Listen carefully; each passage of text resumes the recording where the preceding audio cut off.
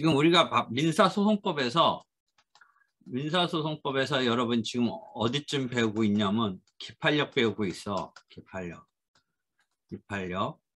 이제 보통은 판결이 제일 이제 대표적인 집행권원인데 이 판결이 즉 확정된 판결이 있다는 전제하에 집행을 하려면 저번 때 같이 배운 게 집행문을 부여받아야 된다. 이 집행에 이제 들어오는 단계에서.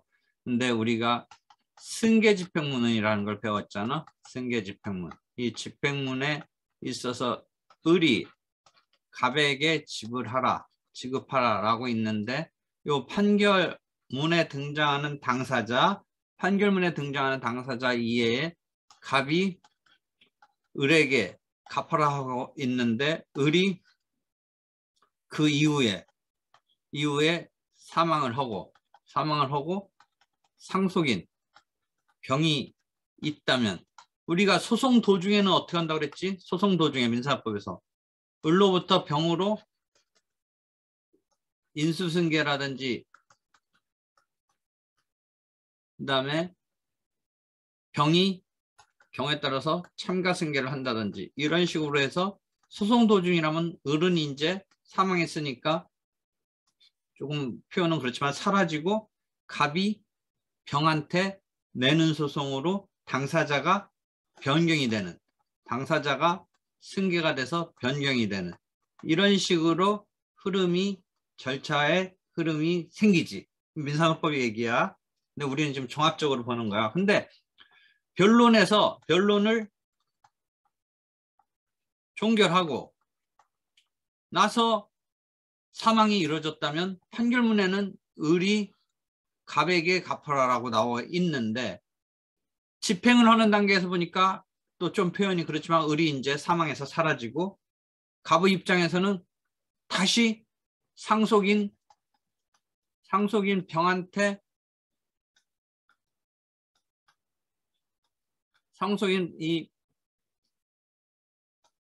병한테 별도로 다시 한번 소송을 낼 필요는 없고 이 판결문을 가지고 집행문 중에 승계 집행문을 부여받아서 그대로 집행할 수 있다. 이런 개념이지. 그것을 우리가 기본 개념으로 승계 집행문 받는다 하면서 다시 민사소송법 들어가서 승계인의 범위에 대해서 실질설, 형식설 이런 이야기를 했지. 이해해? 그런 거. 그거 지금 민사소송법하고 연결되는 거야. 그렇지? 거기까지는 했어. 그런 이야기를 했어. 그래서 이거 동영상 여러분하고 같이 한 거는 실제 그 강의실에서 한 건 아닌데 이 전자칠판으로 되었던 거를 올려놓고는 있으니까 보면 돼. 오늘은 이제 다시 민사소송법 얘기야. 소를 제기하고 변론이 열려서 변론이 종결되고 판결이 선고돼. 그렇지? 이런 흐름에서 지금 변론 종결 뒤에 주체에 있어서 승계인, 변론 종결 뒤에 승계인에 대해서 민사법 218조 1항의 승계인에 대해서 승계 집행문 이런 단계의 이야기를 했는데 오늘은 이제 기판력 민사법 얘기에서 기판력에서 시적 범위가 이 변론 종결시를 기준으로 시적 범위가 여기서 이제 펼칠 수 있는 공방이 이 종결 시점을 가지고 기준으로 판결이 선고되고 이 판결이 확정됐다면 그 판결의 가타부타, 이 판결의 가타부타가 따지는 데 있어서 기판력이 이 확정 판결의 기판력 때문에 어디 시점에서 이제 공방을 펼치는 게 차단되냐면 여기 변론 종결시 시적 범위에 있어서 이 변론 종결시라는 기준 시점에 의해서 차단효라고 하죠. 또는 실권효라는 말을 더 많이 쓰지. 여기서 펼칠 수 있는 내가 갚았는데 변제했는데 왜 그러느냐. 라는 등의 싸움이 어디까지는 지금 자기가 펼칠 수 있었냐면 이 변론 종결시까지 펼쳐서 이 판결 내려지는데 그게 반영된 가타부타 변제가 받아들여졌느냐, 변제했다라는 주장, 즉 변제 항변이 받아들여졌으면 딴 뭐 여러 가지 쟁점이 있겠지만 심플화 시키면 원고 청구가 기각됐겠지. 변제 항변이 받아들여졌으면 원고 청구가 기각됐겠지. 변제 항변이 받아들여지지 않았으면 뭐 심플하게 얘기한다면 다른 거 있을 것까지는 생각하지 말고 원고 청구가 인용되겠지. 인용됐을 때를 한번 생각해 보자 이거지. 갑이 원고가 을이 갚아야 된다라는 승소 판결을 받았는데 을이 이때 변제 항변한 걸 갖고 또다시 이 판결의 내용을 번복시키려는 행동 등을 한다면 그게 기판력이 작동해서 즉 실권효가 작동해서 기판력의 시적 범위에 의해서 기판력에 걸린다 이런 거지. 그게 민사헌법의 이야기란 말이야. 그러면 왜 시적 범위라는 말을 쓰느냐? 이 변론 종결 시를 기준 시점으로 해서 이 판결이 내려진 건데 이 판결의 내용은 결국 어디까지 반영한 거야? 어디까지? 이 시점까지 반영해서 판결이 내려진 건데 그럼 판결은 을이 갑에게 돈 1억 원이면 1억 원 줘라 라고 하고 있는 것인데 여기서 암만 변제했다라고 을이 얘기했지만 이게 안 받아들여졌을 때 그래서 1억 원 갚아야 된다라고 내려졌을 때 또다시 변제를 운운하는 거는 안 된다라는 게 지금 기판력의 시적 범위와 관련해서 실권효인데 무조건 변제 얘기하는 게 안 되느냐에서 요때를 생각해 보자 이거지. 요때. 이 변론 종결 시를 예를 들어 4월 30일이라고 했을 때 그래서 판결은 4월 30일 기준으로 5월 한 15일쯤 선고됐다고 쳤을 때 이 판결이 말해주는 건 변론 종결 시점. 그래서 판결문 보면 여기 변론 종결 시가 이렇게 여기에 적혀 있어. 시점이 변론 종결 시점이 적혀 있는데 그때 기준으로 네가 네가 갑에게 갚아야 된다. 이 이야기를 해주고 있는 거야. 을이 갑에게. 그랬을 때 을이 그 분쟁에 있어서의 판결문대로 갚으면 되는데 갚으면 되겠지. 을 입장에서는 어때? 자기는 갚았는데 왜 달라고 하지? 라고 했지만 법원에 의해서 안 받아들여진 거잖아. 변제 항변이 안 받아들여진 거잖아. 그러면 이 판결문은 그래서 1억 원을 갚으라고 하고 있는 거잖아. 그러면 을은 진짜 못마땅하지만 어찌됐든 법원이 자기한테 충분히 방어를 펼칠 기회를 줬지만 불만스럽지만 억울하지만 안 받아들여졌어. 변제했단 말이 안 받아들여졌어. 그래서 1억 원 갚아야 된다는 결론이 났으니까 자기로서는 1억 원 변제했는데 또 갚으라고 해서 억울하고 불만이 있지만 일단 3심제 하에서 뭐 충분히 싸울 기회가 바탕이 돼서 내려진 판결이 확정됐다면 따를 수밖에 없다가 지금 우리가 일반적인 국가의 법원 사법권에 의해서 분쟁을 해결해주는 이 시스템을 갖고 있는 상태에서의 그 제도잖아. 그래서 기판력의 근거가 뭐라고 그랬어? 민사법 보면 기판력이 어디서 나와? 전통적 입장은 뭐야? 법적 안정성, 공권적 판단에 대한 법적 안정성 이런 데서 나오는데 다만 새로운 기판력의 근거는 민사법 책 보면 뭐야?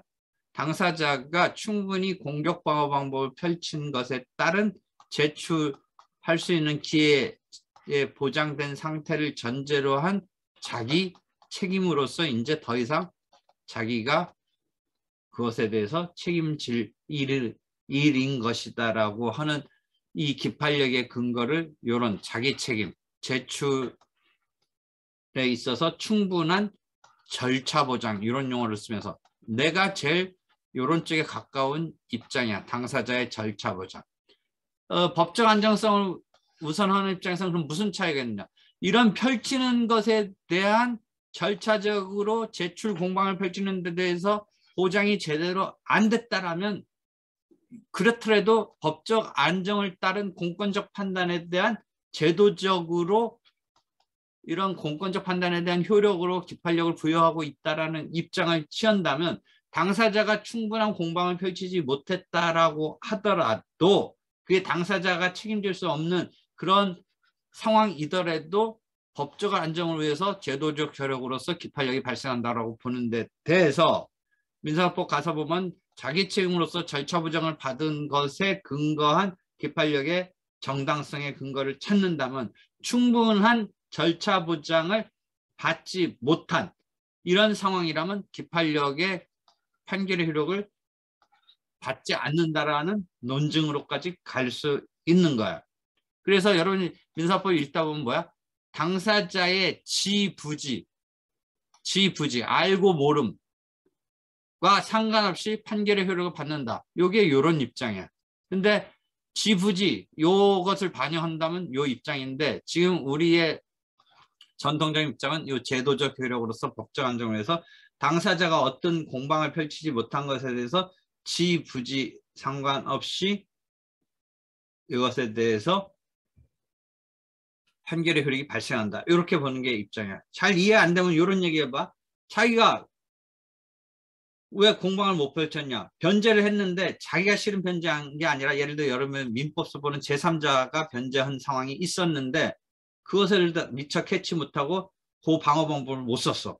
제3자가 변제했으면 어차피 이 채권자는 이 채무자한테 받으면 안 되는 건데 그 공방을 뭔가 이유 때문에 펼치지 못했어. 그랬을 때 이것에 대해서 어떻게 되느냐의 문제에서 전통의 입장은 그거 몰랐다고 그래서 아닌 건 아니다라는 건데 이쪽 절차 부장에서는 과연 제3자 변제를 이 사람이 알 턱이 없는 어떤 특수한 어떤 상황에서 제3자가 갚아버린 거였다면 지금이라도 변제가 된 것으로 해서 판결에서 1억 원 주라는 것을 그것은 문제 있다라고 할 수 있어야 되지 않느냐 뭐 이런 거야. 그럼 여러분이 이제 예를 들어 사기당했다라고 하는 사기 취소를 주장할 수 있는 형성권을 행사할 수 있는 방어 방법으로 이런 방어 방법으로 취소권을 행사할 수 있는데 교과서 보면 어떻게 돼? 이 취소권 행사한 것에 대해서 행사했지만 법원이 받아들여지지 않아서 그 계약을 취소 사기 당한 것에 대해서 인정하지 않으면 1억 원 주라고 하겠지만 이 취소 요건 같은 게 당시에는 수사 같은 형사적인 어떤 증거 수집이나 이런 게 제대로 안 돼서 뒤늦게 취소 요건이 충족될 수 있음을 이제서 깨달은 경우에 있어서 그 취소에 대해서 과연 아까 말한 실권효가 작동하느냐 변론 종결시까지 취소 너 왜 주장 못했느냐라고 했을 때 실권시킬 거냐 해서 전통적 입장 그렇더라도 기판력이 작동 발생한다라고 보는 데 대해서 아까 절차 보장을 통한 제출 책임 등에 있어서는 제출 책임효로 구성하는 입장에서는 아닐 수도 있는 거 아니야. 약간의 미지수를 두는 거야. 뭐 반드시 그런 건 아니지만 이때는 융통성 있게 기판력 발생에 있어서 기판력에 걸리느냐 보면서 융통성 있게 보려는 거야. 차이들을 알겠어? 다시 그런 정도 얘기고 지금 하여튼 변론 종결 시점에까지 충분히 공방을 펼치는데 법원이 채택하지 않았던 것을 다시 재차 문제 삼는 건 기판력에 의해서 걸린다. 이게 기판력의 시적 범위다. 다퉈서 다툰 거 말고 주장도 못 펼친 걸 이제 와서 이런 일이 있었다라고 얘기하는 것조차도 피고는 원고에게 1억 원 주라. 이 부분을 깨기 위해서 지금 그게 문제 있다라고 얘기하는 것을 애초에 문제 있다고 얘기한 것이 안 받아들여진 것뿐만 아니라 그 얘기를 그때 안 하고 변론 종결 시점까지 변론에서 안 하고 지금 이야기하려는 것을 차단시킨다. 이게 기판력의 시적 범위에 관한 거야. 이해되겠죠? 여기까지 이해했어요? 이해돼요? 그러니까 이 변론 종결 시에 관한 거는 주관적 범위에 관해서는 민사소법 218조가 있지. 즉 사람과 사람의 관계에서 요걸 시점으로 해서 승계가 이루어졌을 때 그 판결의 효력을 을로부터 병으로 또는 채권자 입장에서 갑이 채권을 양도했을 때 이 변론 시점에서 양도하면 그 양수받은 사람이 참가승계 등을 할 수가 있는데 참가승계 81조에 민사소송법 81조 참가승계를 해서 정이라는 사람이 원고가 된 셈이 되겠지. 갑으로부터. 그래서 정이 을한테 1억 원 받을 수 있다. 이렇게 참가승계한 이후에 정이 소송의 당사자가 되고 갑은 80조에 있어서 소송에서 탈퇴할 수 있는 이런 상황 등등 민사법에서 배우는 거야. 잘 생각해봐. 이게 다 유기적으로 연결되고 있는 거야. 그러니까 어떻게 보면 민사법 이렇게 보면 재밌어. 다 연결돼. 지금 그런데 이 을로부터 병이 또는 갑으로부터 채권의 양도가 어느 시점이냐면 이 변론 종결 시점 이후에 있을 때의 상황에 대해서는 저번 때 말한 승계 집행문을 가지고 이 판결이면 판결을 가지고 그대로 별도의 다시 판결을 받을 필요 없이 그대로 갑을에 있어서의 판결을 갖고 병 또는 정, 면책적 채무 인수의 경우라면 을로부터 이제 병으로 채무가 인수가 됐을 때 병한테 받을 수 있다든지 갑으로부터 정에게 채권이 양도됐다면 양수인 정이 이 1억 원을 받을 수 있게 되는 이게 변론 종결 시점 이후라면 승계집행문 가지고 그렇게 한다. 되겠죠? 됐죠? 그 주체적인 거 말고 이제 순수한 시적인 범위에서 본다면 이제 순수한 시적인 본다면 이 변론 종결시를 기준으로 민사집행법에 소송법 말고 사립사제 보면 청구 이의소라는 게 있어. 청구 이의를 해. 뭐냐면 이 판결문에 있는 1억 원 주라는 것에 대해서 변제됐다라는 것을 변론 종결 시점 이전에 이건 기판력이 걸려서 안 되지만 변론 종결 시 이후에 판결문의 내용에 따라서 갚았는데 변제했어. 이 시점 이후에. 근데 그럼 보통은 이 판결문의 의미가 사라졌고 끝난 거잖아. 효능이 끝난 거잖아. 1억 원 받을 수 있다라고 해준 것에 따라 갚았는데 그 원고가 뭔가 때문에 이 1억 원 받은 것이 이 판결문의 내용상 받은 게 아니라고 생각하는지 그건 그거고 또는 그 변제에 대해서 뭔가가 완벽하지 못하다고 생각했는지 을한테 그냥 이 을의 입장에서는 변제했다고 하는 부분을 무시하고 갑이 을한테 집행이 들어왔어. 그랬을 때 을의 입장은 아니 원래 소송에서 1억 싸웠는데 져서 1억 원 주라고 나왔지만 그 뒤에 내가 그 판결 내용대로 순순히 1억을 줬는데 갑이 원고가 계속 뭔가를 오해했는지 우기면서 나한테 집행이 들어왔다. 즉 이 집행 권한에 1억 원 주라는 것이 이후에 내가 변제를 했기 때문에 그 변제를 갖고 이의를 하는 소 원래 판결문의 피고가 을이 원고가 돼서 옆번호 7-24 집행법제 거기 하는 거야. 옆번호 7-24 청구이소. 을이 원래 판결문 집행권한에 원고를 피고로 삼아서 소를 내는 게 청구이의소야.